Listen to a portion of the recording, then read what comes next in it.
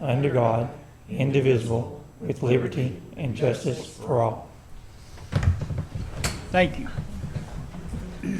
Next, we have the approval of the agenda. Second. Got a motion and a second. All in favor? Aye. Any opposed? Motion passes. Next is the appearance of citizens. If anyone wants to appear before this committee for anything that's not on the agenda. Seeing none, we'll move on to ASAP Quarterly Update by Shayla Wilson, Executive Director.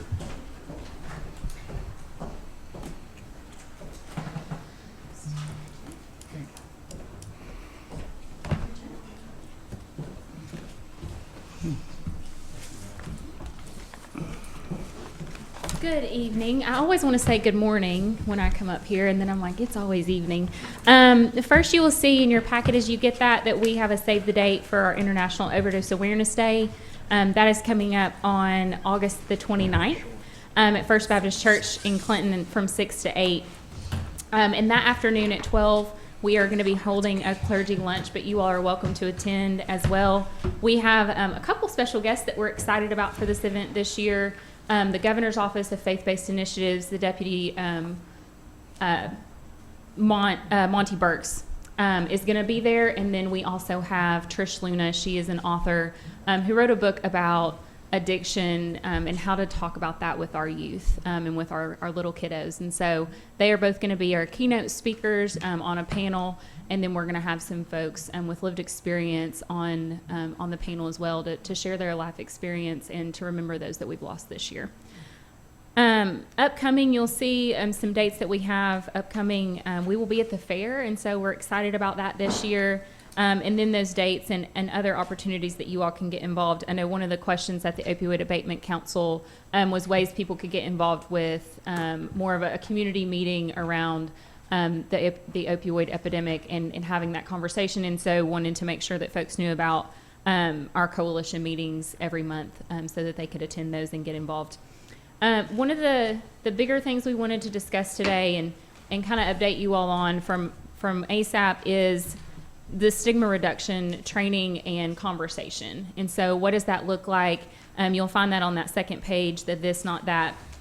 And so really tackling as a community how each of us in leadership, but in our education system, and as our general community members are concerned, how we can kind of tackle this from a community approach to really start thinking about person first language. And so when we're talking about this, saying a person with a substance use disorder, for example, versus an addict, a junkie, or an alcoholic, someone with a substance use disorder, substance misuse, not drug problem or drug habit, drug user, not actively using person who has stopped using drugs or a person in recovery is what we want to say versus saying clean, formerly an addict or recovering addict. Recurrence of use, return to use, or resumed use versus relapse. And then neonatal abstinence syndrome, a baby born with an opioid dependence versus an addicted baby or drug baby. And so those are just some common phrases that are over the years have been things that we've put into our vocabulary, and so really trying to shape the conversation around how can we change that, and as a community, how can we make this easier for people in our community to feel a little bit more confident entering recovery and feeling the confidence from the community itself in that support. On the next page, you will find emerging substances. These are two that we have seen recently is crocodile and nitazenes. Crocodile was in the U.S. back in 2004, and the DEA had put out a statement saying that it was gone. They weren't concerned about it, but it is back. It is in the U.S., and it's 10 times stronger than morphine. Nitazenes are a group of powerful illicit opioids that are commonly used with other substances like fentanyl and methamphetamine. And so really the things that we want to highlight with this is the use of naloxone, and that especially with our nitazenes, knowing that can be first response. Crocodile, we aren't 100% certain if that response, what the response is going to be to naloxone. However, it is oftentimes with another substance, and so we do know that if even if that is what somebody thinks is the substance being used, that we can use naloxone and try to prevent that overdose. I will turn it over to Sarah. Hi, everybody. Good afternoon. I don't know. Is this one next, the tobacco smoke? Okay. So I talked to you all a little bit last time. I'm the one who teaches our vaping referral course. So I deal with all of our kiddos who've gone through juvenile court, no matter what school system they're in. So we kind of wanted to talk a little bit about what actually is vaping. As you all know, they're popping up everywhere. All of these vape shops, everybody has them. But essentially what this graphic shows is that is one really better than the other? The truth is no. That's kind of the point that we're wanting to teach kiddos, especially. Oftentimes we think of cigarettes as a better, or vapes as a better habit than cigarette. But like I said, most of this, it still contains all of the same harmful chemicals. It still has the nicotine that's really, not great for kids forming brains. And then it has the physical health. And I think the graphic at the bottom, I showed this to a lot of my kids because this is what most kids are utilizing now, are ELF bars. They have almost 600 cigarettes in them, or roughly about 30 packs of cigarettes. Can you explain to me what an ELF bar is? Yeah, so it's essentially just, it's a battery and it vaporizes liquid. So it heats up the liquid that's already in the vape to like 400, 500 degrees, and then you inhale and it's an aerosol instead of traditional smoke. Okay, thanks. But it still contains the same amount of nicotine as cigarettes do. So that's a big one. I think a lot of our kids are utilizing that. Those in Lost Marys, those are about a pack, but the ELF bars are most popular. And so then, as kind of a segue, this is our final vaping data report from 2024. So we had 108 participants, 54 students, and their parent or guardian had to come in attendance with them, so 108 total. We've seen a pretty great increase, I think, overall. So about a 13% increase in perception of harm of parents, almost a 90% increase of knowledge of vaping and what it is. Students think that it's pretty relevant info to them. I hope it would be, but most of them think so. And they also have really learned a lot about the harms of vaping. Most of our students come in thinking that they're not concerned about their use. And we find out that on that next page that it turns and flips. So we had almost 50% of them that were not concerned after our course. Almost 35% of them were concerned about their vaping use. So really trying to change the conversation, not only with parents, but with students. And they obviously agree, it's pretty easy for them to get it, but I think that most of their perceptions have changed, or if they haven't, they already know the harms of vaping, and we'll talk about it anyways. And then on the that last page, this is just where our students are getting those vapes. Majority of them are just sharing them. So oftentimes a lot of our kids that come into our class say, I didn't have it, it wasn't mine, my friend gave it to me. Oftentimes if they are holding it for a friend, they're probably gonna take a hit off of it. It's right there, it's easily accessible, and then you can say it's not yours. But we do have the issue of, someone buying them from them. They are able to get them at gas stations. They got it from a friend, or a friend got it from a sibling. I've also they've also been known or have told me that they found them on the side of the road or in the hallway and have utilized them. I don't recommend that at all, but they do it. And then kind of that last blurb, I thought it was an interesting statistic. About 80% of our parents who have been in this class have utilized some form of tobacco in their life. And almost half of them are currently using a tobacco product. So again, to say this class isn't just for students, this hopefully is to come around to parents as well.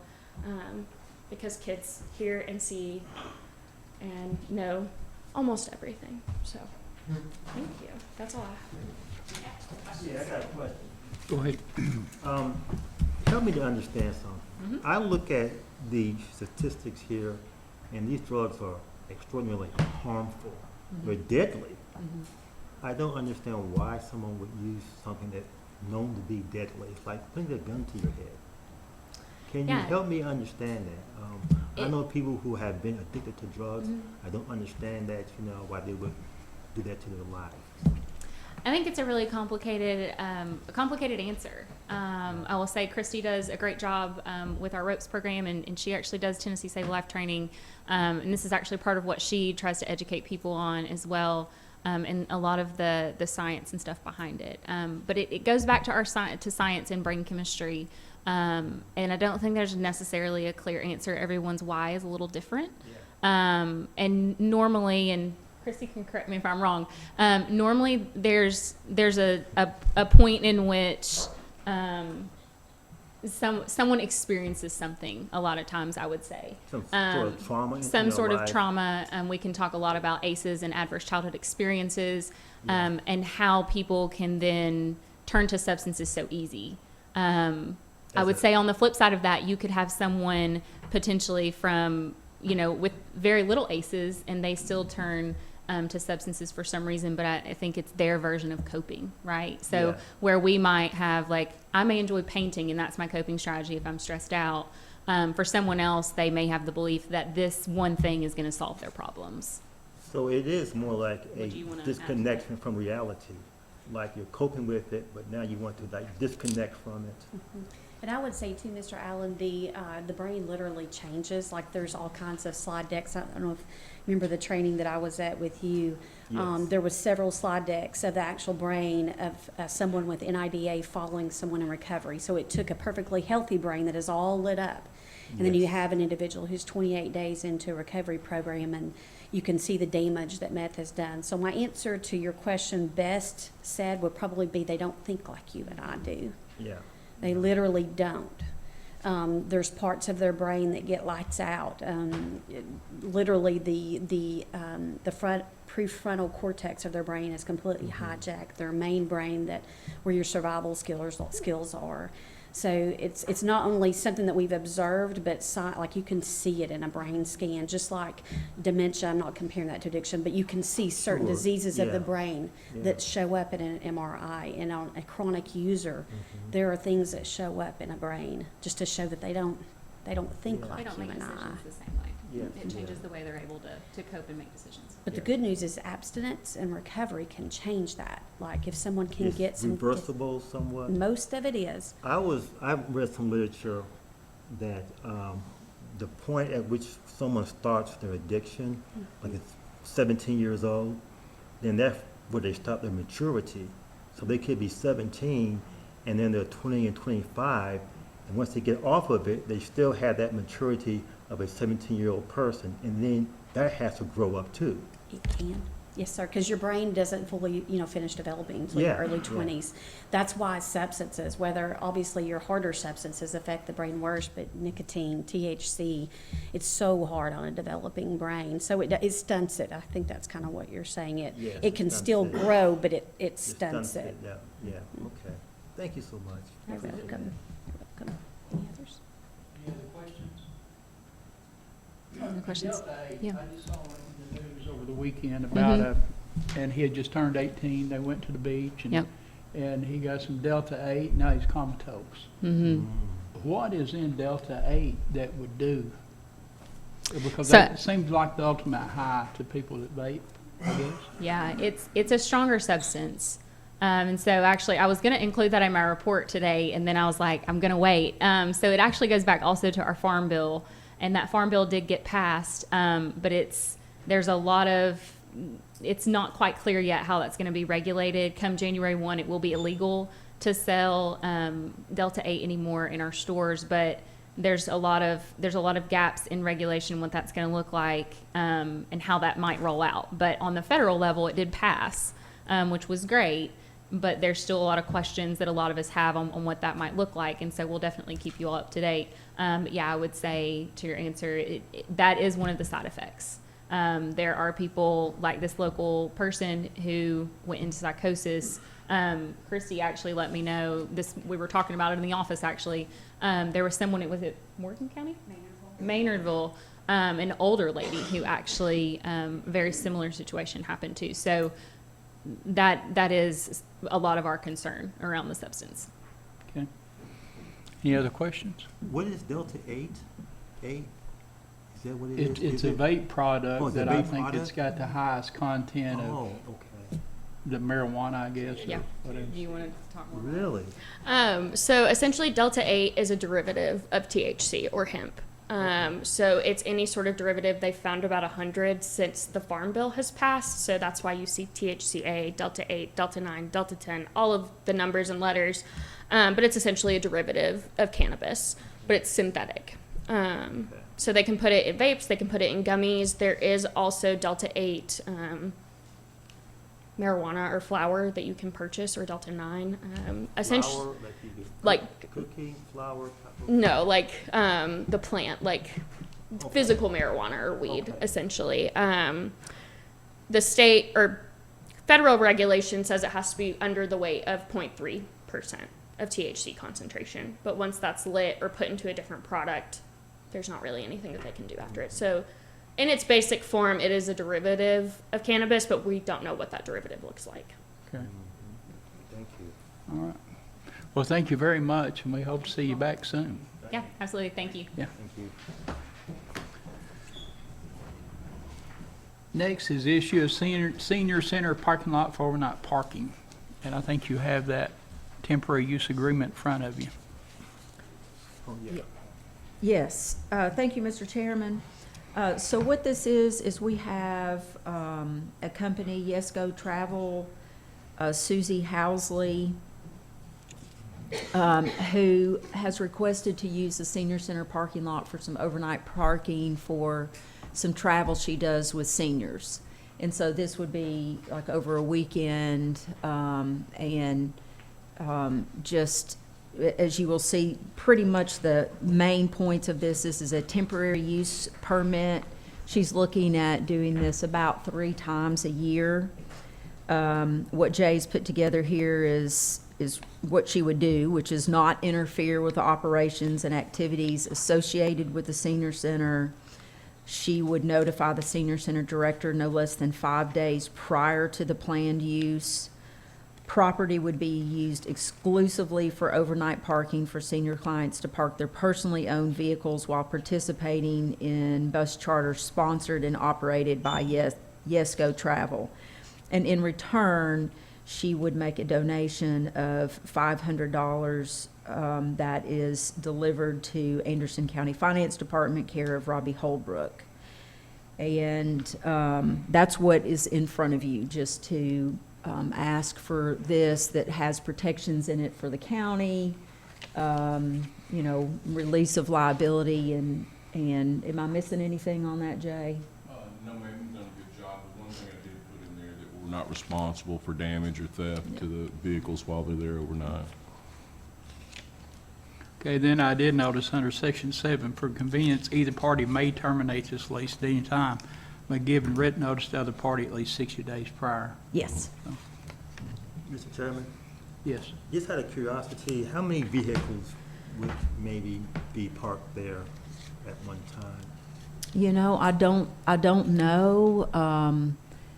My understanding is it's just a smaller group, so I guess it would be whatever is on a charter bus, and it could even be kind of on the back side of the senior center. So I don't think it takes up the whole parking lot, but I can get, by full condition, I could certainly get that number for I you. was just curious. Yep.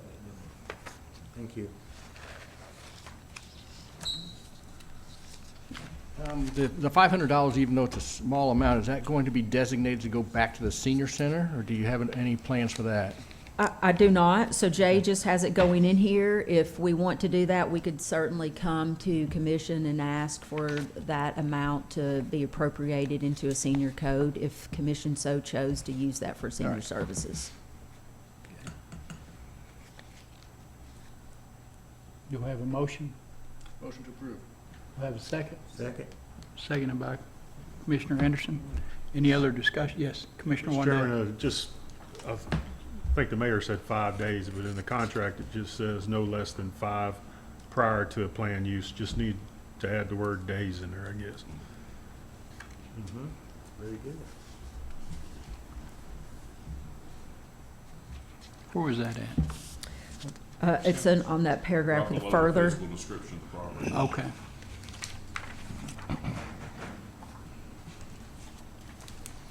Mayor, has Yes. this been happening, has this been occurring already? Um, Or- My understanding is it has, so I'm just putting something in place. Okay. Yeah. Has, Go ahead. so Mayor, has there been any issues since they've been doing it? I mean, any complaints or anything, or is Not that everything- I'm aware of, Okay. no, sir. Good. Thank you. Okay. Any other questions? All in favor? Aye. Any opposed? Motion passes unanimous. Thank you, Mr. Chairman. Next is Anderson County Veterans Discussion, requested by Commissioner Wandell. Thank you, Mr. Chairman. We had a meeting recently, and we have our VSO officer, Scott Nation, here. I'd like for Scott to come up and talk about it. Kind of caught me off guard and some of our members, and I just would like to give Scott the floor and let him talk to us a little bit about it. Go ahead, Scott. Hey, good afternoon. Thank you, Mr. Chairman. What was brought up in our meeting is the homeless veterans for Anderson County. I'm really trying to get my hands around the total number. But in my roughly 110 days I've been in the office, I know I've had over 12 come in. Rough numbers is there's roughly 100 homeless veterans in Anderson County. But the VA, and I'm going to speak bad for a minute, is their homeless outreach program is broken. When I reach out to them, even the HUD VASH, which is designated by the VA to take care of homeless veterans, sometimes it takes 3+ days to get a call back, if you even get a phone call back. And that means we have homeless veterans that are, coming forward and asking for help that's out there on the street and not being able to get assistance. So that's an avenue that I'm working, trying to figure out a better way to get them assistance. I will commend our American Legion Post 172 here in Clinton. Typically when I reach out to them, that most of their operations are done through donations. They will actually put a homeless veteran up in, I believe it's the Baymont Inn out by the interstate for up to 3 days and give them a little pocket cash to help pay for some food while they're in there. But the actual VA program that we have in place by the VA is, to me, broken, and I'm having problems getting these homeless veterans when they're asking for help, some assistance. I mean, and I hate to compare it. It's kind of like a drug user when they're coming forward saying, I have a problem, I'm needing assistance. There's no assistance there, which, when a drug abuse is, there's a lot of assistance there, but on the homeless veteran side, I'm having a problem getting them assistance. And I guess I need your help and guidance. If you, I'd have reached out to a buddy of mine that retired not long after I did about some other avenues. I've researched a lot of things, and one of my researches that I was leaving out is putting ministries in. So since last Monday, I've done some research and added the word ministries, and there's several ministries in the area. I just haven't had a chance to reach out to each of those ministries to find out how they help homeless veterans. If they just give them commodities or food, or if they actually can put them up in a place to stay for a day or two, is something I'm looking into at this current time. So you're not talking long-term housing? Well, overall goal is I don't want anybody to pay for anything long-term, but somewhere is to get them up, to let them get on their feet and get them the long-term housing that they, whether it's low-income housing or something, to get them started back on their feet. Commissioner Yeager. Thank you. Commissioner Isabel can probably vouch for this as well, but we have a nonprofit in the county called Torch. It used to stand for Trinity Outreach something or other, but they've changed the name. But Torch is probably the leading homeless nonprofit in the county. They do great work, as people know here. So that's an organization that I think you could really partner up with. And that's one of them. When I typed in ministry, that was actually one of the top ones that came up. Yeah. So it's on my spreadsheet of names to people to reach out to. Yeah, they are a local organization. The lady who started is actually a constituent of mine, and they've been around 15 years, I suppose. I can't remember exactly when they started, but they're a well-established organization that would probably be a very good partner for you. Yes, sir. Appreciate that. Commissioner Allen. Yeah, I have a question. What is the definition of homeless? Are they actually sleeping in the street, under bridges? To me, definition of homeless is they're sleeping anywhere other than under a 4-wall roof structure. And I say that, because some places have storage buildings that people's converted into small houses or tiny houses. But, you know, like I've had several come in that's living in a car, either parked in a parking lot somewheres at night or parked on the side of the street somewheres at night, or several of them have just resided in a small tent in the woods somewheres. I will, you know, over this past weekend, I helped my son, given an instance.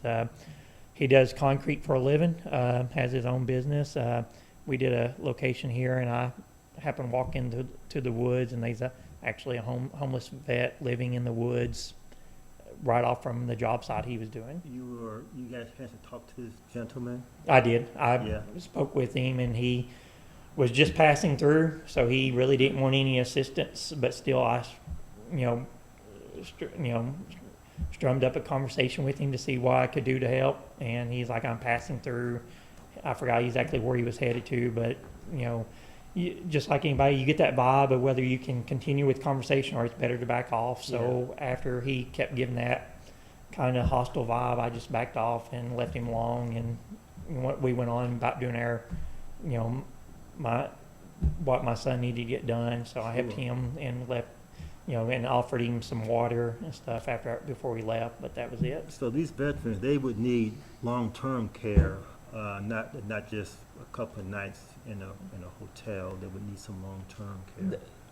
That is the plan, but it's not something that I think the county or anybody needs to pay for. It's just, I guess, a better communication system is, if the VA has an outreach program that's fun, comes out of Knoxville that covers Anderson County, and I call them and it takes 3 to 5 days to get a phone call back, or even if you get a phone call back. And like the example I gave in our meeting on last Monday is I gave a veteran that's homeless and he's got a wife and an unborn child on the way. The contact number in my return call from him was, "Scott, I appreciate the contact number, but I got an Arabic-speaking woman that was very rude and hateful to me, and I'll take my chances on the streets with my wife and unborn child before I, put up with that blankety blank blank." So, so that's what fueled this fire, to find a better outreach scenario for these people. And it's not long-term, but, if I can get them a little bit of stability to get them into low-income housing or something, because they need to qualify for something. I don't think it should be a charitable thing that lasts forever, because you'll have repeat offenders that'll keep coming back asking for more money. "Hey, you helped me this time, I need help again," and it'll keep becoming thing. Is a better way, like Torch, like I said, when my buddy, he was doing homeless ministries out in Knoxville when he first retired, and that's why I reached out to him, and he said, add ministries to it and you'll get a lot more hits. So like I said, once I added the word ministries to it, I got Torch, and I got the Action Committee across the street was one of them that came up, and then there's a couple other churches that came up, so I'll be reaching out to them this week and stuff. But it's just, I guess, leaning on y'all to help with other avenues to contact more people that are proactive and willing to return phone calls. I got one more thing, Mr. Chairman. If you guys could help me understand something here too, why don't they qualify for like food stamps or the other, government programs that I hear other people are qualifying for? Like they qualify for housing, they qualify for food stamps, they qualify for different things. Why is that not a help net? I cannot answer that question completely, but sometimes it becomes a pride thing. Because I will tell you, I had one of my first few homeless veterans came in, kind of a bigger guy, living in a small Honda Accord in the middle of, basically he told me he'd pull into Walmart's parking lot each and every night about 11 o'clock, panhandle during the day a little bit to make some money. I'm like, well, there's outreach programs and stuff, and he's like, no, I've been living this way for 11 years and I'm afraid to ask for any extra handout. I even offered to call the American Legion and at least put him up for a couple of nights and he just refused. So I don't know if it's pride, dignity, but there's something that's there that keeps them from asking for any extra help like that. Thank you. Mr. Wando.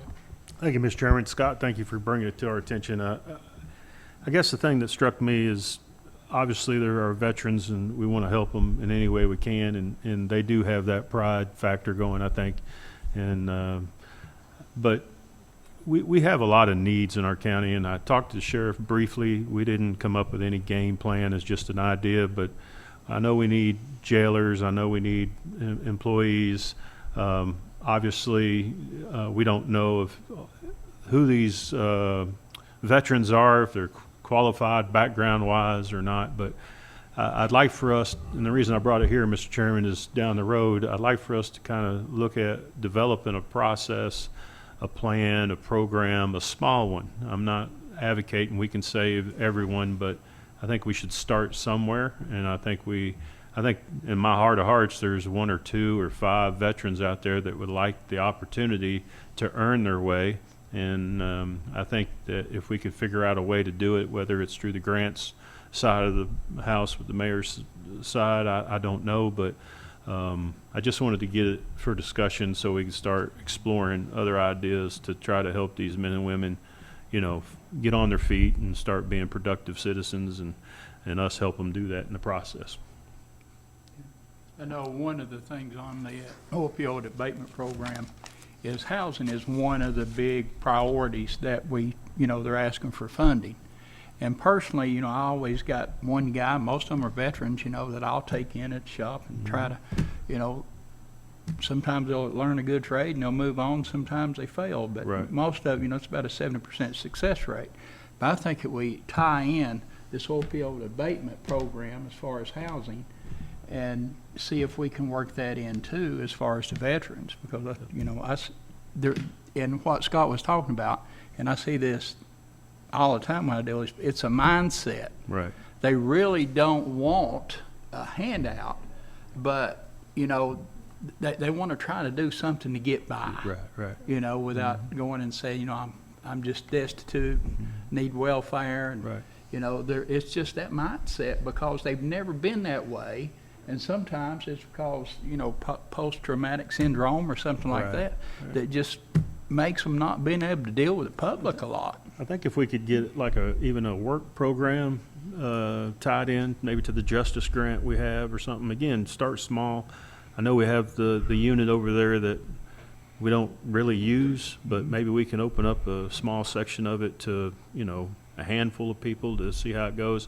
I know I make it sound easy, and it's not that easy, and I'm sure the sheriff would tell me you can't move that quick, and he's right. But I'd like for us to see how we could explore that, and I'd be interested in hearing the mayor and the law director's idea on what they think and how we could possibly start developing some kind of Yeah, I program. think it's a great idea, Mr. Nation. One more thing, and a lot of these veterans fall into this routine, and they're not trying. If you never served, when you serve, you have an agenda each and every day, or you have a purpose. And when you leave service, you don't. Well, Mayor, is if I don't come to work, the mayor's going to check on me. Because I work for you. But if I go to work out here in any other business out here, most times if you don't show up for 3 or 4 days, they just do the paperwork and terminate you, and that's it. They don't call and check on you. So a veteran has a purpose, and when they leave service, they tend to lose that purpose. That's all what leads to the everybody hears the number 22 veteran suicide a day. That's kind of what leads to that, is that veteran loses that purpose, or because while I'm in service, I get up and I do this, and this every day. I know what is going to happen, but when I leave the service, it's like no one really cares about me. I mean, I'll use myself as I retired as a recruiting company first sergeant. I had 89 production recruiter. I knew what they did each and every day, and if somebody no-showed, I called. If I wasn't close enough to go check on them, I sent another soldier to check on them. If I couldn't get in touch with them. When we get in the civilian world, we don't have that. Nobody, it's no one. I don't want to say no one cares. That's just what it feels like to them. So when they start falling in these ruts of getting behind on bills or having a hard time keeping a job, it's cause they've lost their purpose, their agenda. And, until somebody gives that little nudge or that little faith back into them, they don't know how to get out of it. And it's the pride and dignity thing, is afraid to ask for help, cause on the military side, a lot of times you feel like you're doing things by yourself cause your first sergeant or your leaders gave you an agenda of things to get done and sent you out there to get them done, and they come back at the end of the day and say, hey, you got those done? And, and usually if you say yes, they don't go double check. If you give me pause of answers, then they go double check you to make sure what you got done, what needed to be done. So, I think that's where a lot of them struggle, and they need that purpose again. Absolutely. Commissioner Anderson? Thank you, Mr. Chairman. I was kind of thinking along similar lines Commissioner Wandell mentioned about Unit 1, and I know the liability, we might not be able to let them stay the night or something, but could we even look into maybe having like an emergency shelter during the daytime, with the summer heat and stuff? I know we've got 2 or 3 more months of extreme heat, and then we're going to have cold to deal with after that. But and of course I wouldn't want to put words in the sheriff's mouth, like you said, but we want to see if it's logistically possible. But Jay, do you think is that just too big of a liability to take on, having that available for a? I think before we address that, we need to talk to the sheriff and see where he's at on the whole idea. We can handle the liability by release and things of that nature, but I'd want to hear from the sheriff first. So how big is Unit 1? How many beds? 112 beds. Yeah. 116, I'm sorry.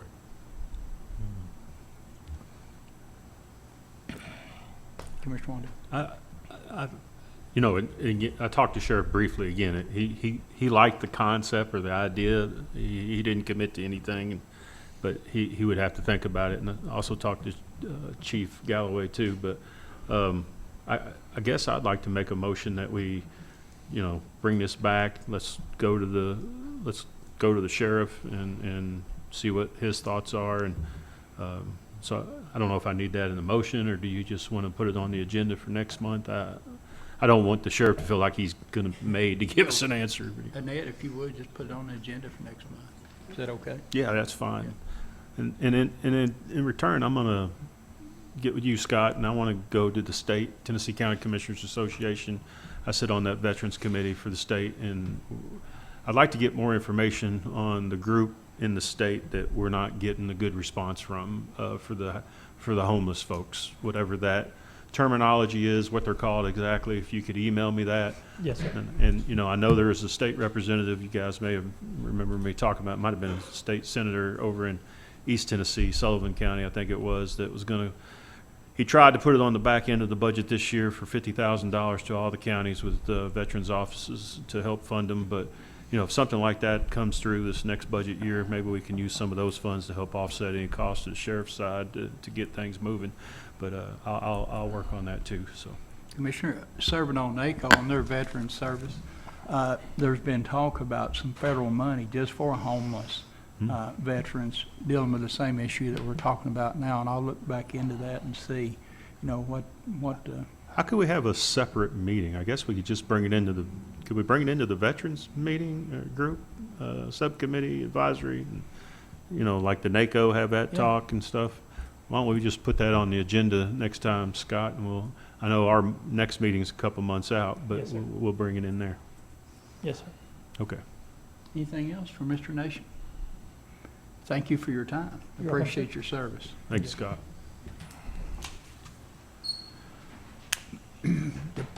Departmental spending 12-year review discussion.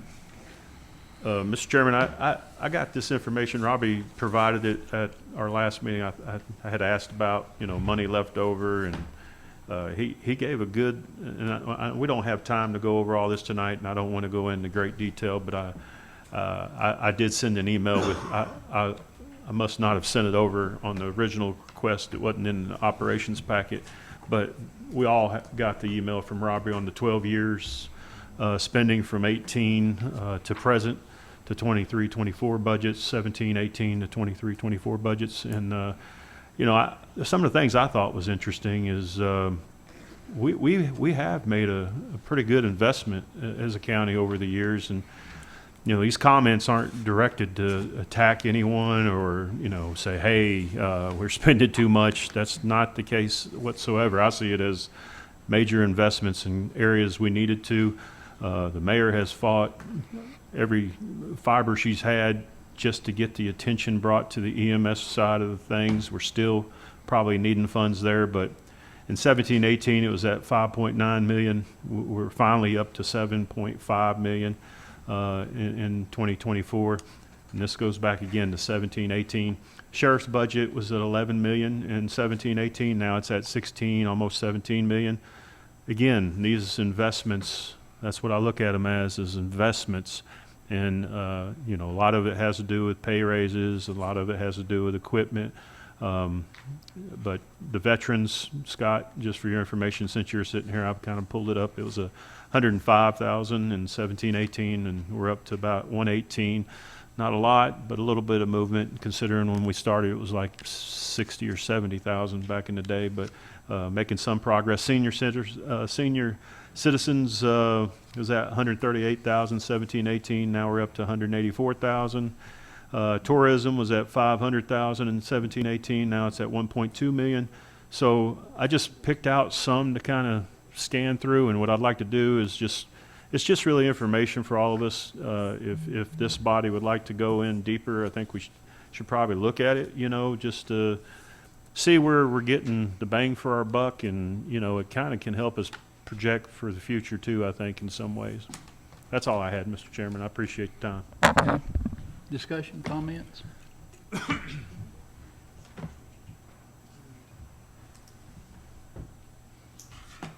What do you want to do with it, Commissioner Wandell? Just No, I just wanted to bring it to everyone's attention. I just think that's good information. yeah, I think Yeah. we all should look it over, and I advise you to look at it on your iPad. I know, and I want to say thank you to Annette. I know she printed off one, but it kind of all runs together, and you can't really tell things. But and I do appreciate her printing it off without even asking. But we just all should study that information, because there's a lot of good details there, and a lot of good things have been invested in, and, you know, it's not always looked as we're just spending.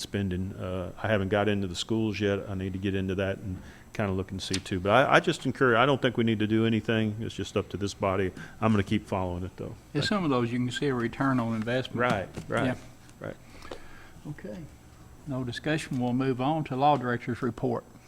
Thank you, Mr. Chairman. I've got several resolutions here, and first one is I'm looking at Resolution 2407-1176, a resolution authorizing Anderson County to terminate the 457B deferred compensation plan provided through Nationwide. Some of you may recall back in, I want to say, 2019, the Board of Trustees, that's over the employee benefits, voted to eliminate Nationwide. Nationwide had been our 457 plan since 1984, I believe. And the reason why is Tennessee Consolidated Retirement System decided they were going to offer a 401k and a 457 plan. And I love the idea of it all being together. I was one of the ones that transferred my money out immediately to the 457 plan operated by the state. You've got one dashboard you pull up on your computer. You can see what your accounts look like, your defined benefit plan, your 401k, and your 457. Well, the law allows us 5 years, the employee, to move that money, whether or not. The 5 years is up now, so we can finally terminate the agreement with Nationwide. That's what this resolution does. Any questions about it? It's required. It's a legal requirement that we have to do. Commissioner Yeager. I'm just going to make a motion to approve the resolution. Okay. Got a motion, second by Commissioner Barron. Commissioner Wandell. Yeah. So, Jay, thanks for explaining it. What year did you say it ended? 2019, Mayor, is that about right? I think that's correct. Yeah, and I think Maybe 2018. 18, I think we had 18 when we started getting into it that were 18 people Members. active in it? Yeah, it was very few were still in it, and I think when we made the switch, there were maybe only 2 that, I mean, I can It remember who they were. took a while to that they get 'em to just did not understand. wanna change. But I can tell you right now, I've not heard anything bad about the TCRS plans. They're very solvent, as is the defined benefit plan with TCRS. So this is just to kind of do away with that former plan, Nationwide. nationwide plan? Yes, sir. Thank you. Okay. Any other discussion? Got a motion and a second. All in favor? Aye. Any opposed? Motion passes unanimous. Thank you. The next one I've got, Mr. Chairman, is the soccer field lease agreement. You had this the month before last, and what's happened is East Tennessee football has come forward, and they basically want to take over the scheduling of the field and allow other youth organizations to use it without us being involved in it. We passed it around a couple of times, who's going to do all this scheduling, and they want to take care of that for us. So what we did was amend the agreement that you passed, I want to say 2 months ago, to allow them to issue temporary licenses. It's a temporary use permit. And we've done that, so you basically have the same contract you had before with that one provision that allows them to issue temporary use permits. Some people call those licenses. The rest of it is the same. I'm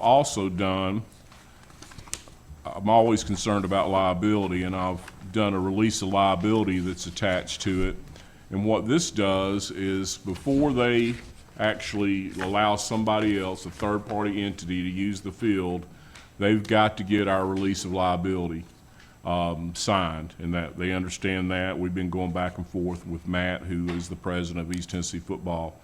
And so they'll get this release of liability and send it in before any other entity is allowed to practice or have matches on that field. Any questions about the amended soccer field lease agreement with East Tennessee Football? It's just, Yes, sir. Commissioner Wandell. thank you, Chair. This, when you say football, this is for soccer. Soccer, football, yes. Soccer football. Yeah, it's spelled And- Futbol. And this group that has it now, it will just maintain, and it'll be other soccer, football. There won't be any Exactly. other sports going in there. That's the only thing they can do. There's an exclusive use provision here. When we had it with Clinton Middle School, we had STEM involved in it, but none of that's involved here. It's just youth recreation. And the one thing we're still on the hook for is mowing, and our jail inmates do the mowing. But other than that, they operate everything, the concession stand and everything that's associated. The scheduling is the big deal. You okay with it, Mayor? Yeah, go Okay. ahead. Thank you, Mr. Chairman. Do we have a motion? I'll make it. Pass it. Motion by Commissioner Allens, second by Commissioner Yeager. Is that Any- both documents, sir? Yes. Any other discussion? All in favor, let me know by saying aye. Aye. Any opposed? Motion passes unanimous. Thank you, Mr. Chairman. The next one I have for you is the amended Fire Commission bylaws. And the only thing we changed on here is we add the Anderson County Constables as associate members, non-voting members. That's the only thing. This is, you actually passed this document back in, I want to say 2014 or 2015, but that's the only change that we've made here, and that was at the request of the chairman of the Fire Commission.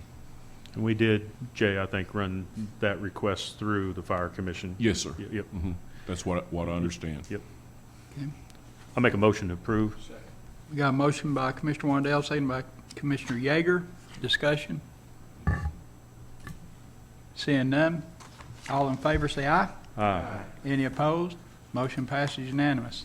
Thank you, Mr. Chairman. Thank you.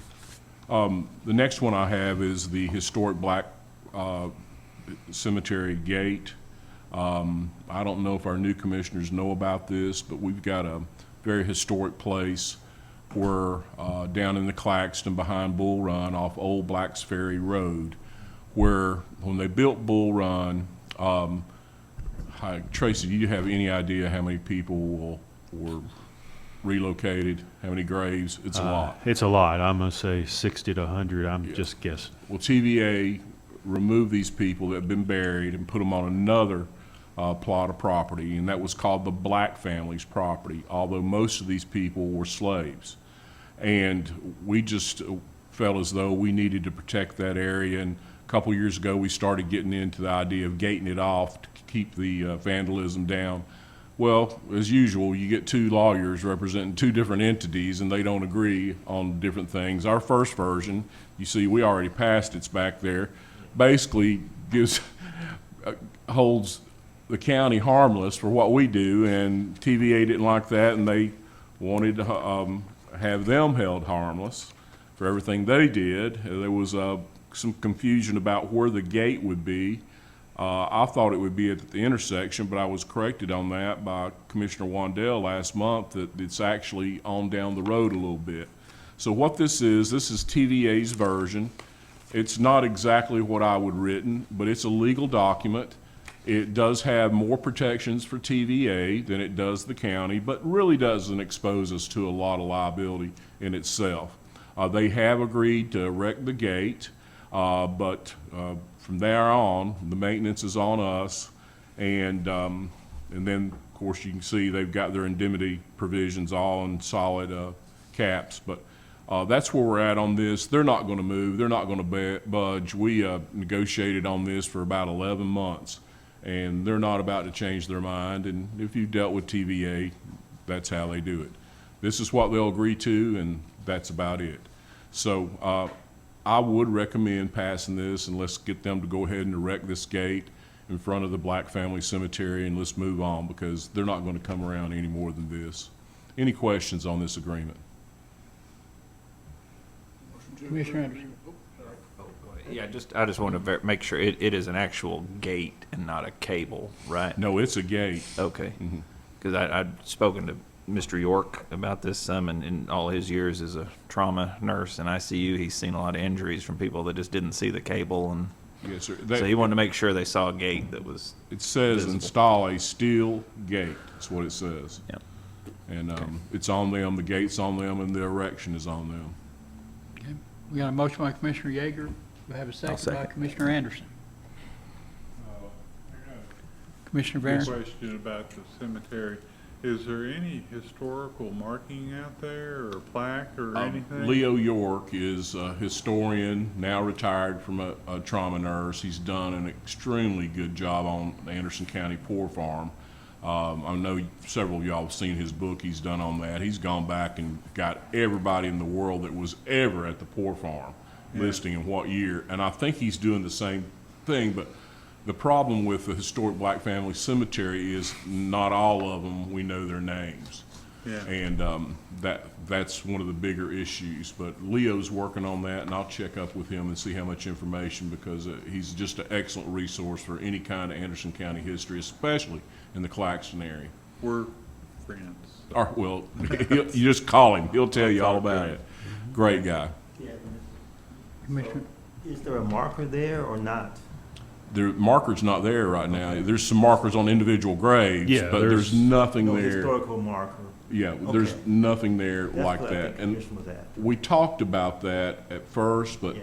we don't want to get people down there trespassing and get into the situation where we had graves vandalized before.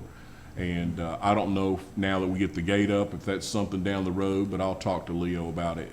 He's the one that did the historical marker for the Poor Farm. Yes, Yeah. very good. Any questions? Seeing none, all in favor say aye. Aye. Any opposed? Motion passes unanimous. Thank you, Mr. Chairman. The next one I have is the resolution establishing selection protocol and procedures for the disbursement of opioid abatement funds. I do have one change that we found out today in the 1, 2, 3, 4, 5 whereas clause. I've got in here the 4.5 reduction in overdose in Anderson County. The most recent numbers are now 6% reduction, so I'll change that. But what this resolution does is set forth a guide to how we're going to disperse these funds. And the first of all, we need to comply with Tennessee law, and I've attached the two statutes, 59109 and 59203.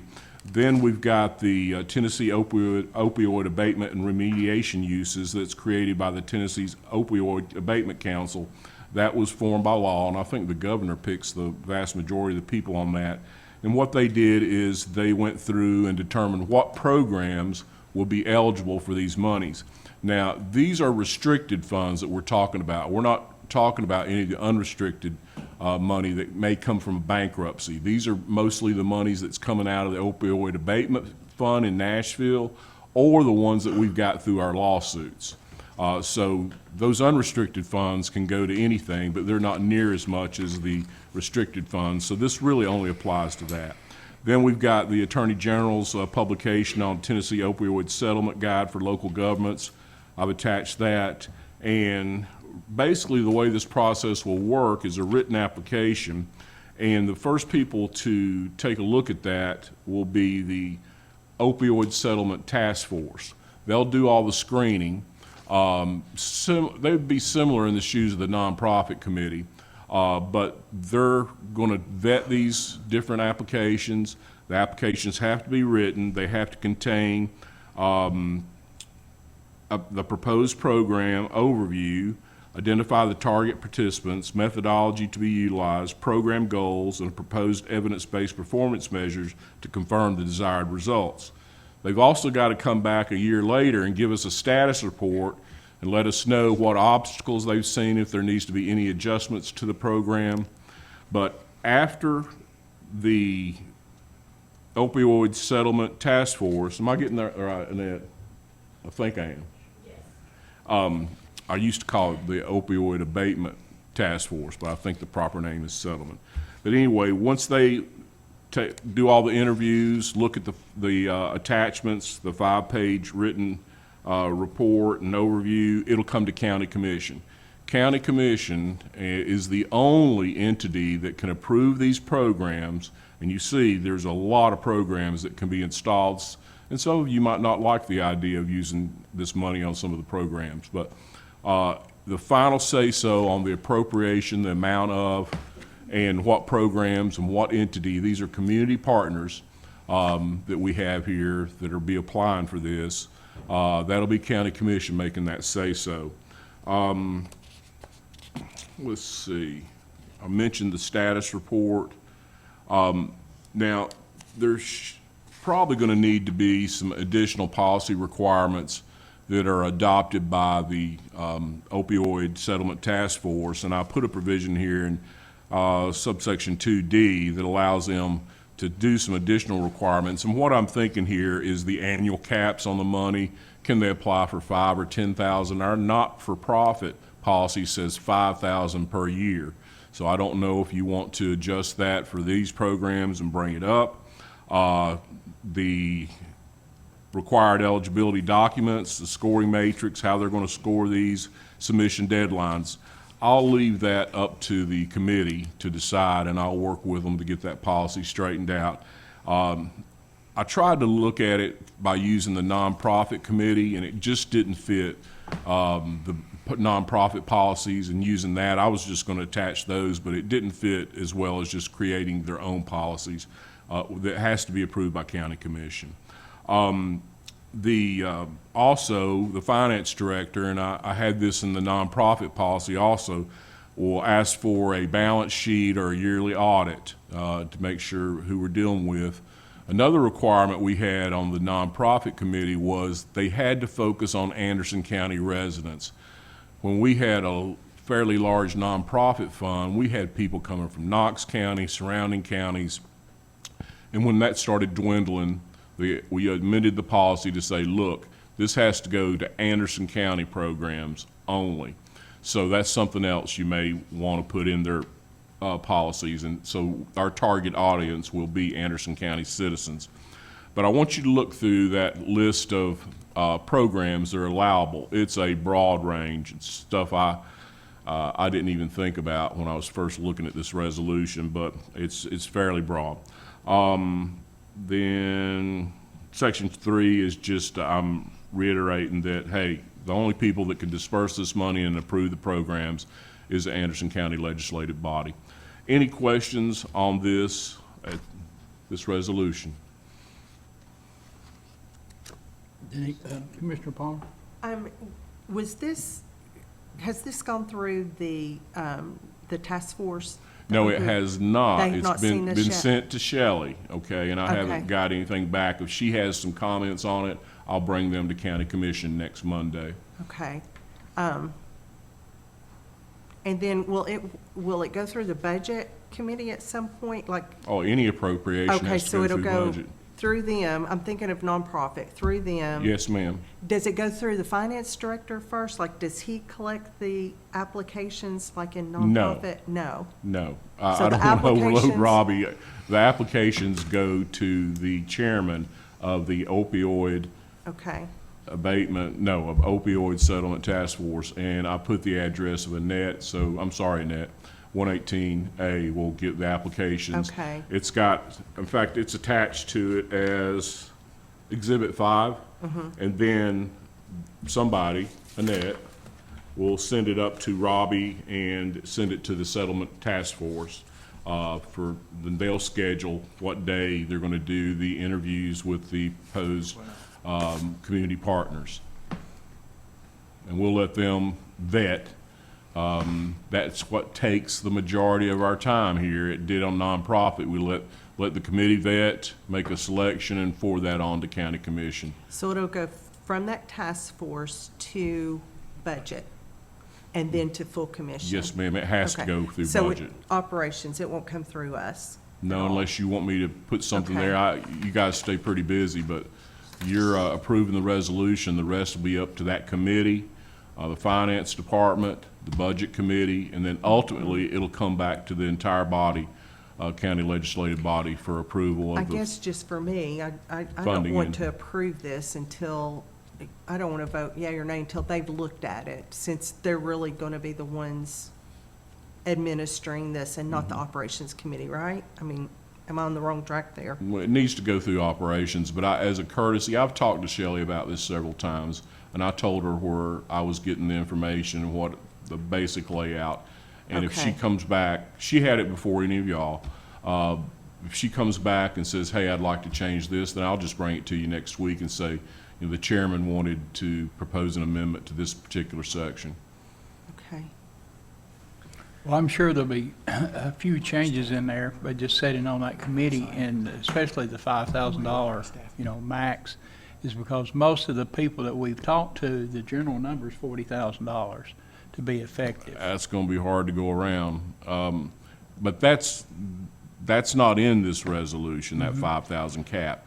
That's something, a policy that needs to be developed by that committee on how to process these, and I would encourage them to go ahead and put pen to paper with my assistants, create that policy, so everybody will know it's gonna be a 5 or 10,000 or whatever Right. we have to get around. Now, remember, these funds are gonna be spread out, I think, through the next 13 years. Right. So it'll be something that some of these community partners can come back multiple years with new programs or the same program if it's highly successful.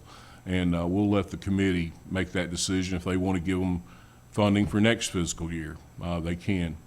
And, but anyway, those fine tuning issues, that's why we have a provision in here that allows them to adopt a new policy for this. The nonprofit policy, as I said before, just didn't quite fit this. Okay.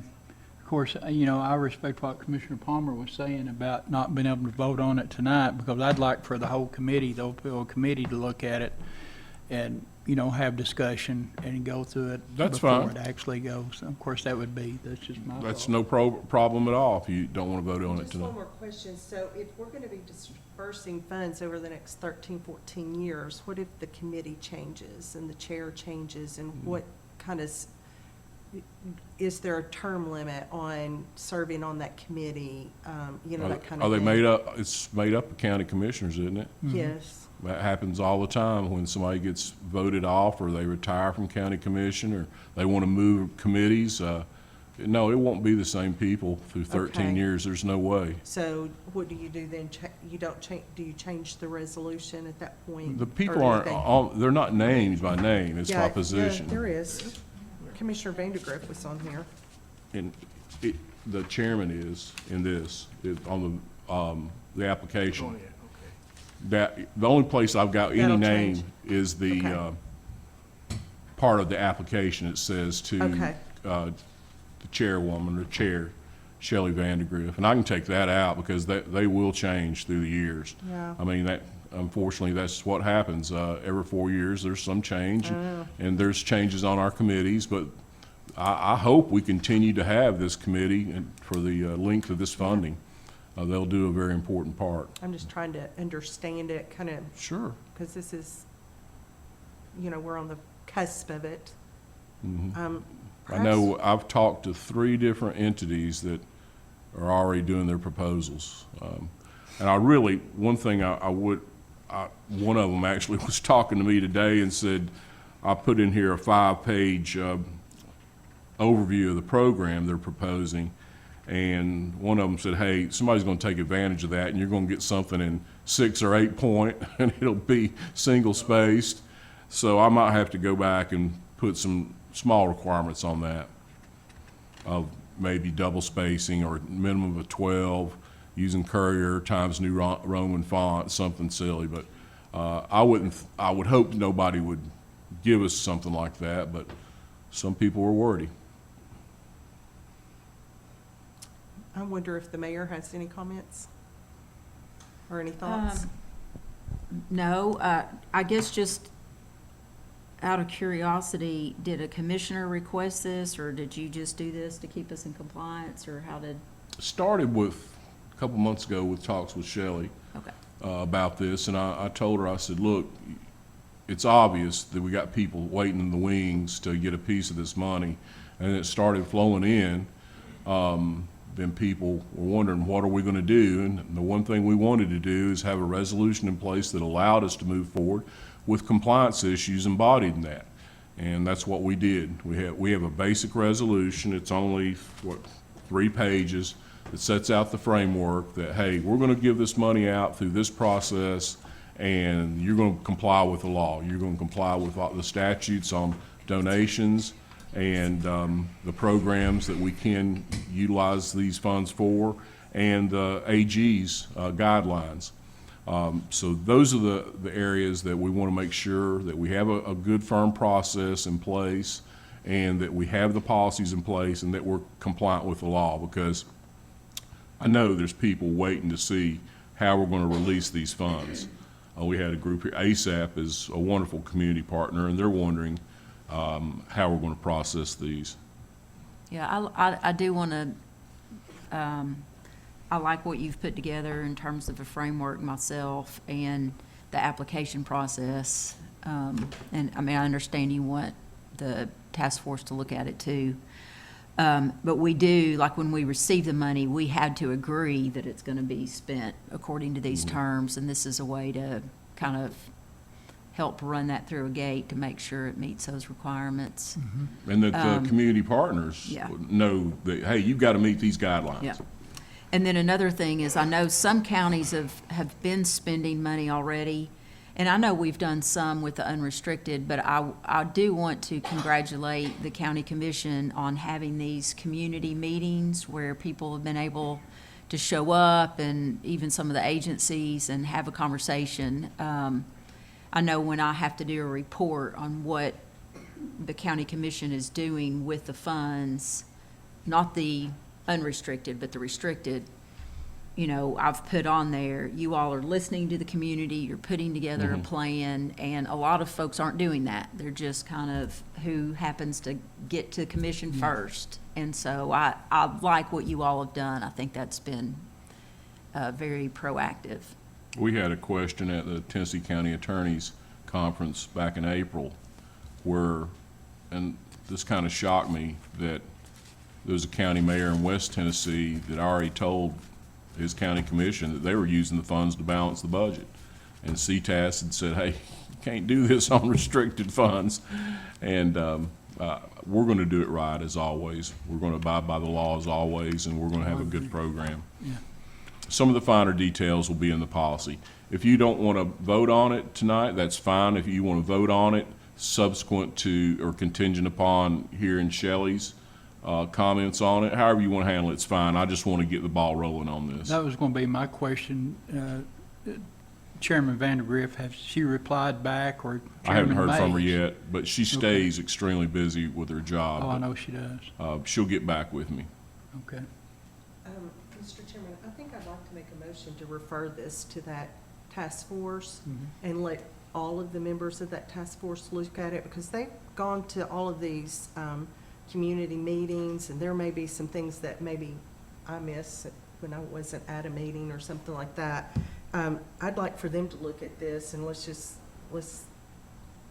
give them an opportunity to weigh in and put some things in there too. I don't think they've had another meeting since, I tried to attend those meetings. I don't think they've had one since the Oak Ridge. Right. You're on that task force, okay. So I think I'd like for all of y'all to be able to look at it and based on what you've heard from the community, and then maybe bring it back next operations, and we can push it on up to full commission. Just Fine with me. You know, what we're doing is going to be a 13-year process, and thank you, Law Director, for putting this together, because it's right, Mayor. It's very important to have the framework. So, Yeah, I agree, and I think it looks good to me. I think I'd like to, more eyeballs on it. well, there's going to maybe. be, questions to each individual, from the, I know. That's after where the this meeting policy, tonight, when the yeah. committee gets into their policy, that's where you're going to get a lot of detailed question as to why and why not and things like that, and that'll be pretty complicated. And Because was somebody will there- get their feelings hurt. Was there an application in here? Yes, ma'am, As it's on well. page 5, Is there? Exhibit 5. Oh, that's that one, okay. Is there a place for like a county employee to sign that application? No.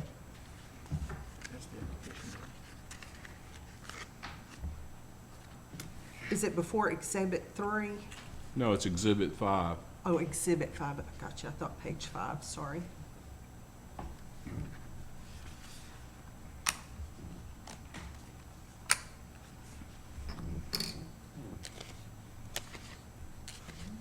You've done a lot of work here.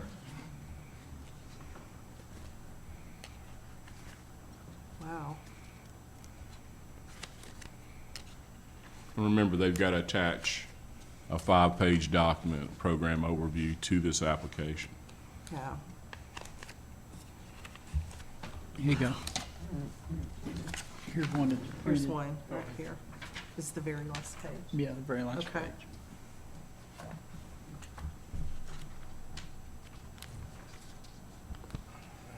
Commissioner Rhodes?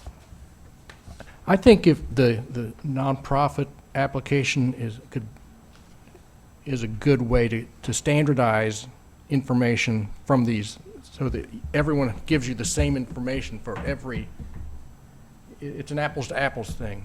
I'm not sure just saying, send in your request. With a 5-page overview. Well, I understand, but Yeah. it just doesn't answer the questions like the nonprofit application does. Some of them, I looked at it closely, Commissioner Yeager. Some of them are not relevant. Well, sure, yeah. I'm not saying it one-to-one, but Some of them I've actually incorporated into this application. Is there one particular question on that nonprofit that you'd like no, to see? I just, from looking at this, Yeah. it's not as thorough or complete as the nonprofit The one I thought. nonprofit is 3 pages, and some of the questions are redundant. I covered the part about in here in separate place where the Finance Department may ask for your balance sheet or your last audit. We covered the part about you having to be a 501, or, remember that statute is now changed to a recognized charitable Right. organization, or charitable and civic organization.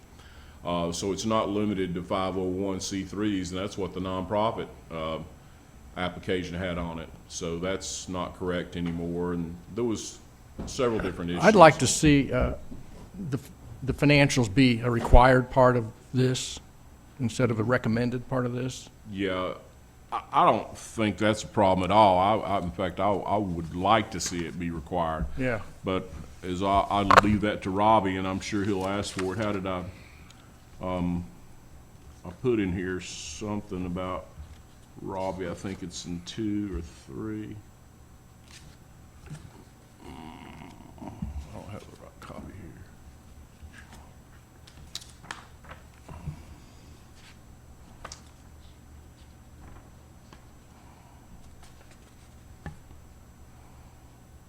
Finance Director approval, it's under 2E.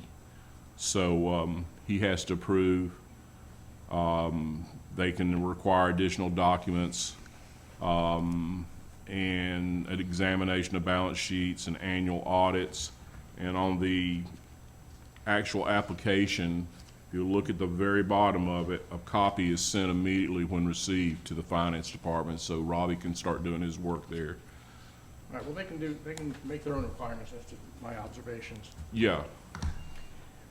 I think if we send this back to the task force and the individuals on that task force have an opportunity to look over this, digest it, and then any suggestions that we may have or whatever, give this to Chairwoman Vandergrift. Yeah. She could collect it all Yeah. and then bring it, or give it to the law director, and then make whatever revisions or whatever, and then we'll bring it back for the next operations. I think I would like to have that time to just thoroughly look through it. Okay, well, Commissioner Yeager's been at most of the meetings anyway, as being, chairman of the nonprofit. I'll second her referral, by the way. I got a motion and a second to defer. Any discussion? Just one real quick. Commissioner Wandell? I'm going to be in support of that, but the opioid settlement fund request here, the creation of the opioid settlement stewardship task force was generated here in Operations Committee of June 12, 2023. Kind of interesting. Only thing I would like to say is I looked online on our website to see if I could find the opioid group, and I couldn't locate them. I couldn't either. So if we could get that updated somehow, Mr. Chairman, to have that listed with our other committees so we know who's on there and all that. Good kind of idea. You can see, I had to text Annette over the weekend to figure this out, but you can see where they had meetings in the past on the calendar, but Right. there's no agenda and no minutes of anything that I could see. Certainly not posted on our website. Should I make a motion to have that done so we can, That's up to y'all.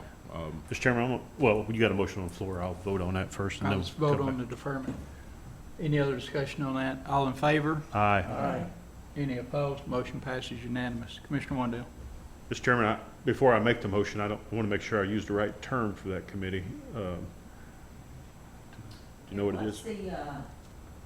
So I don't know what the minutes said, but it was the opioid settlement task force. And there were, my recollection is there were some minutes, but then when they moved to the public meetings, I got you. they never conducted business. They only, Talk. Public hearing.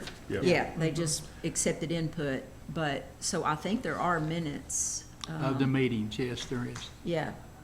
I'll just make a motion to update the county website with the correct opioid task force committee and any related information, such as meetings and dates and such. That'll be my motion. Got a motion seconded by Commissioner Allen. Any discussion? All in favor? Aye. Any opposed? Motion passes unanimous. Let's see. Next is strategic planning discussion. Jay, do you have anything on that? No, sir. Okay. The reason why is last month that we were going to talk about, but we waited to get, your feedback. We've got an opinion that's coming out that has, it's asked for by the mayor about quorums and what it takes to have an official county legislative body meeting and all the requirements in TCA. That's coming out.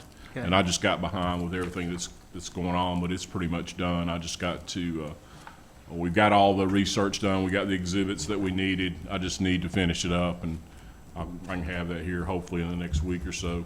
It's been a No- little bit No difficult. matter what the opinion is there's some conclusions that came forward from that committee that we can definitely take up. Yeah, the general rule of law is if you don't have a valid county commission meeting, okay?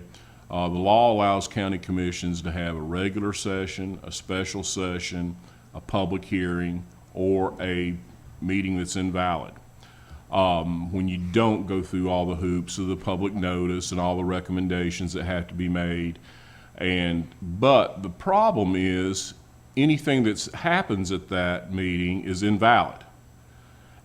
But the things that came out of the first meeting, the recommendations, came through operations, came through legal services, came through HR, came through several different committees. So I believe those are all valid because you acted on them at an absolutely valid meeting.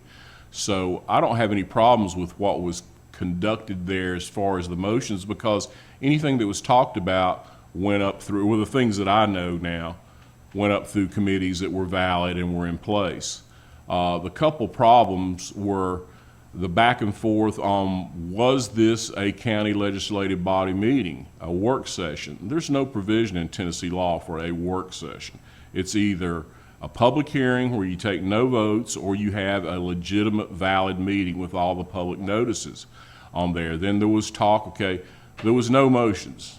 Well, we found out that there was votes taken. We heard that last month, I think, or the month before, and that there was talk before the meeting about things on the agenda, and those are definitely violations of the Open Meetings Act. You can't have two, and you've heard me talk about this many times before, two or more commissioners cannot deliberate on an issue prior to a publicly announced meeting. And that's what evidently occurred here by numerous conversations. And I'm not going to, when I first started putting pen to paper, I wanted to go over all the facts, but I don't want to get into that. I don't want to embarrass anybody with this. In fact, I'm taking names out of it. And I just want to point out what has to be complied with, what was complied with, and what wasn't. And the thing, right off the bat, there's a couple of things, you know, the whole idea of motions being made, votes being taken. I was told straight up that didn't happen, but it did happen. And the other thing is we just had a law passed last time by the General Assembly talking about you have to have this agenda in place 48 hours ahead of time, and you have to have a place on the agenda for the citizens to speak, okay? Those are all violations of the Open Meetings Act now. They're all codified under that Title 10. None of that was done. So that's the problem. Now, what's the remedy? Exactly what you did. You brought them back through a committee, brought them up, voted on, it was gone to county commission, it was voted. Those were all valid meetings. But what happened at that strategic planning session, there was problems there on several areas. But the second one, where the quorum issue came up, there was only 5 people there to start the meeting. And a lot of people were very upset with me, thinking that because I was there to address the section on the law director's report, I brought this up. That's not true at all. You look up there, it's a county legislative body meeting. There's no way around that, okay? You look up there and you've got 5 participants. That's not a quorum, okay? That you cannot have a meeting with 5 people, okay? Here we know you have to have 9 to have a meeting, and that didn't happen. So they called some members. I think Steve showed up, a couple other people. They ended up getting a quorum, and then they started to talk through some of the issues. And it was basically just, you know, put out an issue here and see how many people are interested in talking about it. But we did, evidently there was some dots to be affixed to a poster or something on areas that you wanted to talk about. And there was some calls prior to the meeting on what do you want to see, what do you want to talk about. Those are definitely violations of the Open Meetings Act. And we've been through it. I've been through it with the new commissioners myself. At orientation, in the county orientation, it's talked about at CTAS orientation. It's just a basic fundamental concept of being an elected official in county government. You can't bypass those things. There's no way. And it looks like it's happened numerous times about on these particular meetings and other issues. And that needs to change. But hey, I'm not the police. I tell you what it takes. I give you a legal opinion, and that's what I'm going to give you. I'm going to give you a legal opinion. I promise I'm not going to embarrass anybody like what was said to me at that meeting, and that was totally out of line, because that was a county commission meeting. And but anyway, that's where we're at on that issue. Okay, so it's okay, we can pick out some of the items and bring it up in operations. Absolutely, you Go on. can, and that's what you've done here on Yeah. what, HR, tourism, IT. You brought those up through a legitimate, valid meeting. You voted on them. They sent them to county commission. Those were voted to be approved. So there's no problem there. Okay, all right. And as far as not letting the public speak, I understand that a similar situation happened with the school board, and there was a complaint sent to the state comptroller's office for not letting the public That speak. did happen, but they've got a requirement which is embodied in law where you can ask people to sign up before the meeting, and they did that. And so that's not a violation. We could do that, but we don't do that. We allow people to show up. But the statute, if you remember when I wrote the opinion on the statute, it says you can put reasonable rules in place. And one of those things that is outlined in the statute is that you can require people to give you notice or sign up in advance if they want to talk at the meeting. We don't do that, but the school board did. And I've heard there was nobody there to even speak, certainly nobody that had gone through that process. But I'm not their attorney, and the only things I do for the school system are on the procurement end and the finance end, because we have a centralized under the 81 Act. But I don't do any of the other stuff for the school system. Okay. All right. Anything else for, I have a couple things. Mayor? One, I want to ask about the fence, or about the gate, but also, just, I do want to put out there, the county commissioners publicly advertised this strategic workshop. We've got those documents. And so there was no commissioner that was leading the meeting. It was, we've done this with housing. We've actually done this before. I mean, I know it's separate, but like a budget workshop. The commissioners each threw out their own ideas, and the facilitator wrote different things on pieces of paper. And then she asked them, what are your top areas of priority for this county? Is it capital needs? Is it animals? Is it structure? There weren't votes. It was basically a survey or polling of the issues. And then from there, she put it together in a document that's like, here are the #1 ranked, and here's everything that was, discussed, because each commissioner has a different view of what the priorities are in the county. I mean, homelessness is one, and thank you, Commissioner Wandell, the veterans, seniors are also, we're seeing that in the senior population now. But that was the purpose, so that when you come back to a budget committee or you're going to lead efforts, you have an idea of what, instead of the mayor bringing something or this agency bringing something, it's what's the sense. The schools have been doing this a very long time, for years and years. They actually go out of town to Gatlinburg and do it. And they say, what's our priority? And they all poll their priorities. So, I don't want the public at home to think there were votes and we're going to fund this or we're going to do that, but there were priorities that were identified. So anyhow, I look forward to the opinion, but I do want to say that was the tenor. The public was invited. There were actual members of county government that were there that were chimed in, spoke. It was very conversational. But I never felt like it was anything, an official meeting or deals were being worked or anything like that. It was, that's why the facilitator was there, so. well, I'll say this and I'll shut up, because I'm not going to get into anything personal on this issue. I'm trying to take names out of it, and I will. But this is not Jay Yeager just talking to you about this. There's a piece of case law, and I'll put it in the opinion, that almost the identical thing happened. And it went to the Tennessee Court of Appeals, and they said these are all illegal meetings. And they went through the whole process, and they said why, and all the statutes you've got to follow. It's no problem to have a work session. You can call it what you want to, but there's no provision in Tennessee law for a work session, okay? It's a county legislative body meeting. So everything that attaches, there's no lower requirements or looser requirements for something called a work session. If you want to have a public hearing, you can have a public hearing and talk about different issues, but motions can't be made. It's really not that hard.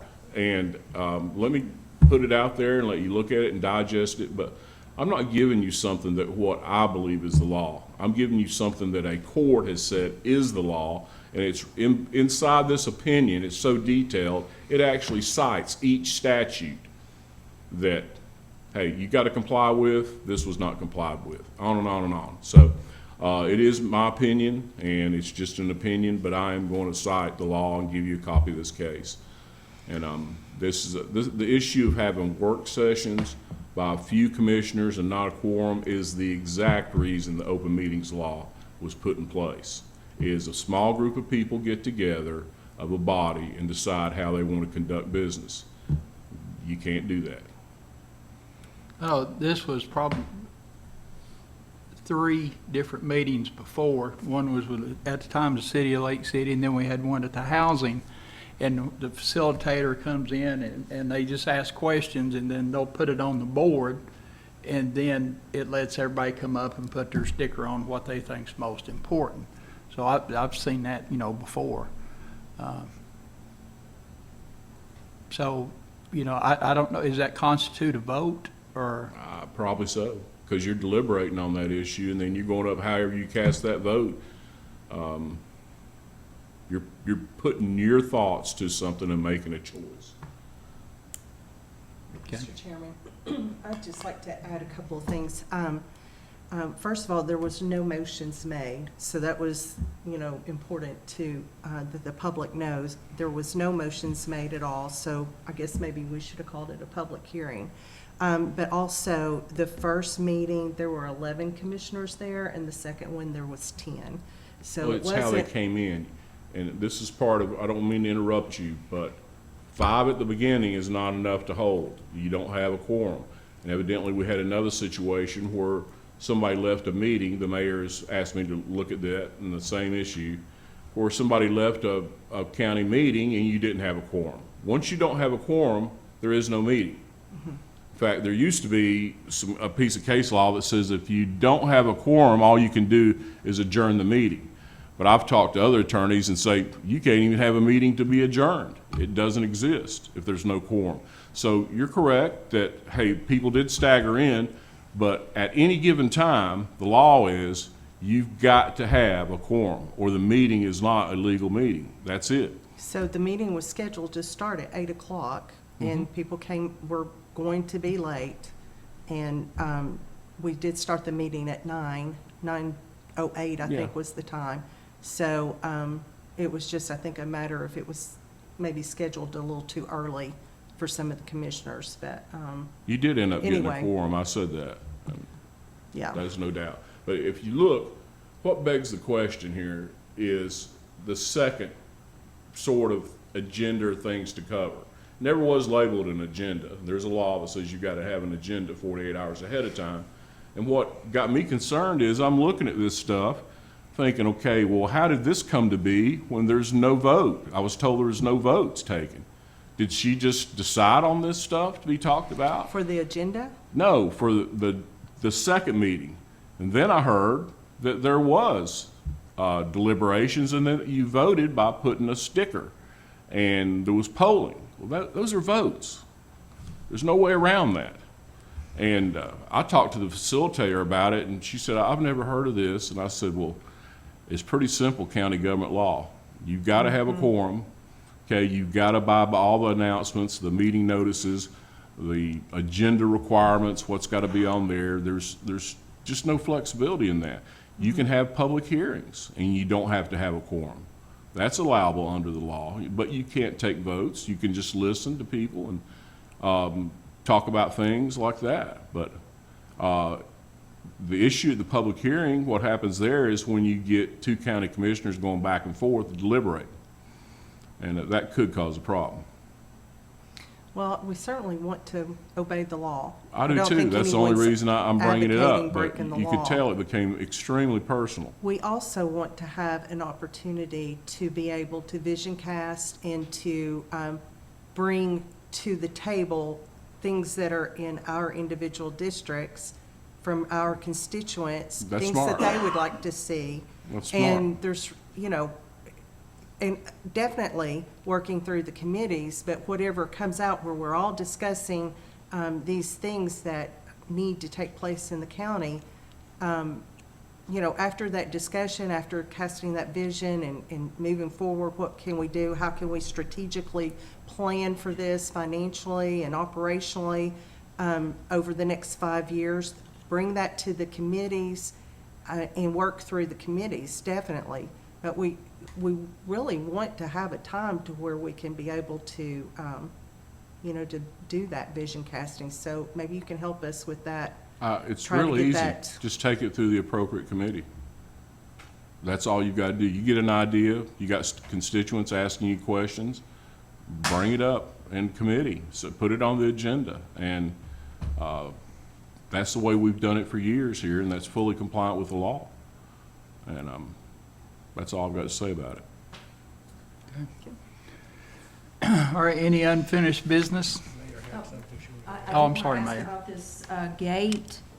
Oh. So just help me understand, once we get this in place, the TVA gate for the historic Black Family Cemetery, do we need to ask one of the departments to maintain it, or is it going to be something that we have to open and close? I mean, how's it gonna work? I just wanna make sure that we don't just get it put up and then all of a sudden, nobody's responsible for it. As long as it's in the right-of-way or on Old Blacks Ferry Road, the highway department can Okay. do the maintenance, okay?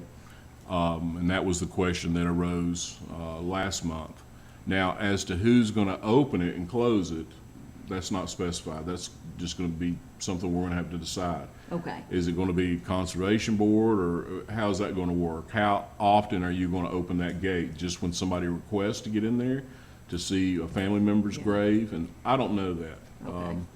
We've got something that puts the gate in place now that TVA is happy with, and they've agreed to buy the gate and erect it. So as to how we're gonna handle that, the procedures, we can think about that in the future. we've got parks over there. Parks So close in that by. direction, so it would make sense if I think it needs to Conservation be Board would be closed willing at to. night, every night, and it may be something we put a sign on it. If anybody wants to visit it, they need to call a number, and we'll get somebody down there, or have set times to where it's open on the weekends or some days. And I know the Conservation Board is extremely busy, but they are in the area, and they can help out a little bit on that. I think they were looking, and I'll get with Leo and find out, but I think the gate was just to make sure that no one went through and chopped their neck off or whatever. I think it was because we just had a cable now. Oh, Right. okay. So I don't think, Mayor, and listen, I may be wrong, but I don't think the intent was to get a gate so we could open it up at 8 in the morning and shut it at 5 at night. I would be very comfortable, as Jay suggested, to send it through the Conservation Board.